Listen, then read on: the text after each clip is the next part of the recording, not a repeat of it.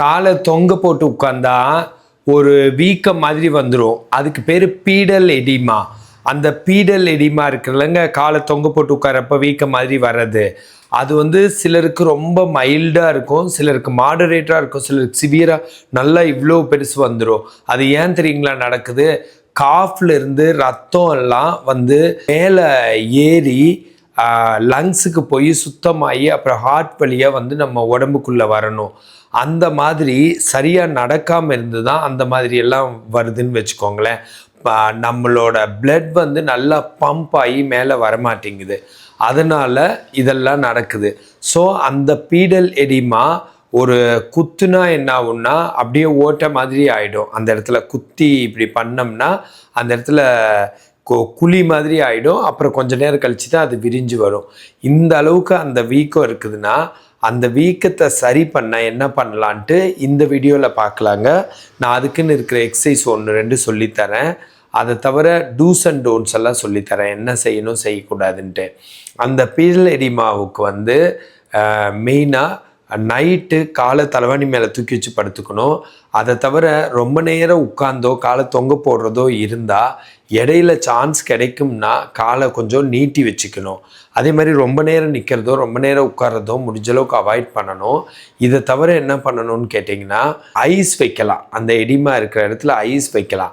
இதை தவிர அதுக்குன்னு இருக்கிற எக்ஸசைசஸை ப்ராப்பராக பண்ண வேண்டியதாக இருக்கும். அப்படி என்னென்ன எக்ஸசைஸ் பண்ணலான்னா ப்ரீத்திங் எக்ஸசைஸ் பண்ணலாம். ப்ரீத்திங் எக்ஸசைஸ் கூட பீடல் எடிமாவுக்கு ரொம்ப யூஸ்ஃபுல்லாக இருக்கும். அது தவிர இடுப்பு கீழே லோவர் லிம்னு சொல்லுவாங்கள்ல, அந்த எக்ஸசைஸ் எல்லாமே பண்ணலாம். அந்த மாதிரி எக்ஸசைஸும் இதுக்கு ரொம்ப பிரயோஜனமாக இருக்கும்.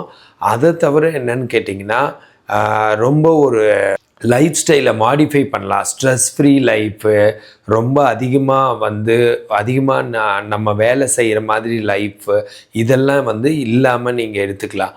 இதுக்குன்னு இருக்கிற எக்ஸசைஸு வந்து breathing exercise and lower limb exercise.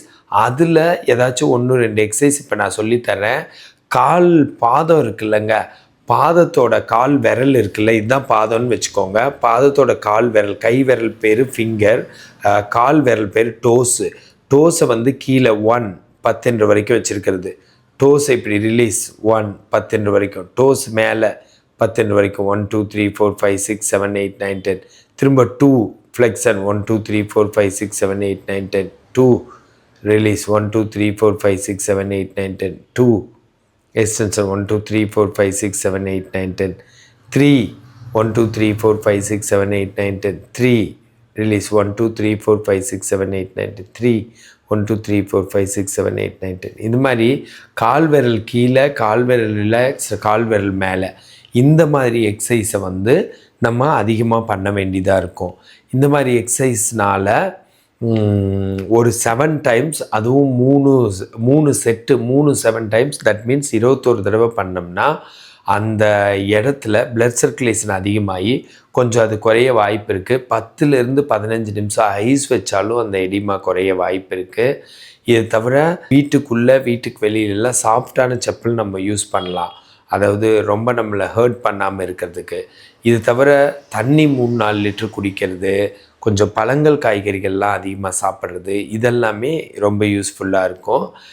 இந்த மாதிரி எடிமா இருக்கிறவங்க நீங்கள் வந்து உங்கள் லைஃப் ஸ்டைலை கொஞ்சம் மாடிஃபை பண்ணலாம். இதுக்குன்னு இன்னொரு எக்ஸசைஸ் இருக்குது, அதையும் சொல்லித்தரேன். கை விரல் மாதிரி காலில் கால் விரலுக்கு சொல்லி கொடுத்தேன். இது பாதம்னு வச்சுக்கோங்க. பாதத்தை கீழே 1 2 3 4 5 6 7 8 9 10. பாதம் ரிலாக்ஸ், 1 2 3 4 5 6 7 8 9 10. பாதம் மேலே 1 2 3 4 5 6 7 8 9 10. அதாவது பாதம் கீழேங்கிறது பிளான்டர் ஃப்ளெக்ஷன், இதுதான் பாதம்னு வச்சுக்கோங்க. ஃபுட்டு பாதம் ரிலாக்ஸுங்கிறது ரிலாக்ஸு, பாதம் மேலே டார்சி ஃப்ளெக்ஷன் 1 2 3 4 5 6 7 8 9 10. ஸோ இந்த மாதிரி எக்ஸசைஸு. இப்போ 3வது தடவை பாதம் கீழே 1 2 3 4 5 6 7 8 9 10. பாதம் ரிலாக்ஸ் 1 2 3 4 5 6 7 8 9 10. பாதம் மேலே 1 2 3 4 5 6 7 8 9 10. ஸோ இந்த மாதிரி எக்ஸசைஸ் வந்து நீங்கள் 7 டைம்ஸ் செய்கிறப்போ நல்லாவே அதில் உங்களுக்கு வித்தியாசம் தெரியும். இது மாதிரி 3 செட்டு 21 தடவை செய்கிறப்போ இன்னும் உங்களுக்கு அது ரொம்ப எஃபெக்டிவாக வேலை செய்யும். அண்ட் இதோடு சேர்ந்து கொஞ்சம் ரெஸ்ட்டும் கொடுத்து தலைவாணி மேலே தூக்கி வச்சு படுத்தா அதெல்லாம் நல்லா குறைஞ்சிரும். இந்த மாதிரி ஹெல்த் டிப்ஸ் வேணுன்னா என்னை ஃபாலோ பண்ணுங்கள். ஃபிசியோதெரப்பி கன்சல்டேஷன் வேணுன்னா எனக்கு கால் பண்ணுங்கள். ஃபிசியோதெரபிஸ்ட் நல்ல ஆப்பர்ச்சுனிட்டிஸ் வேணுன்னா கால் பண்ணுங்கள். This Prakash physiotherapist.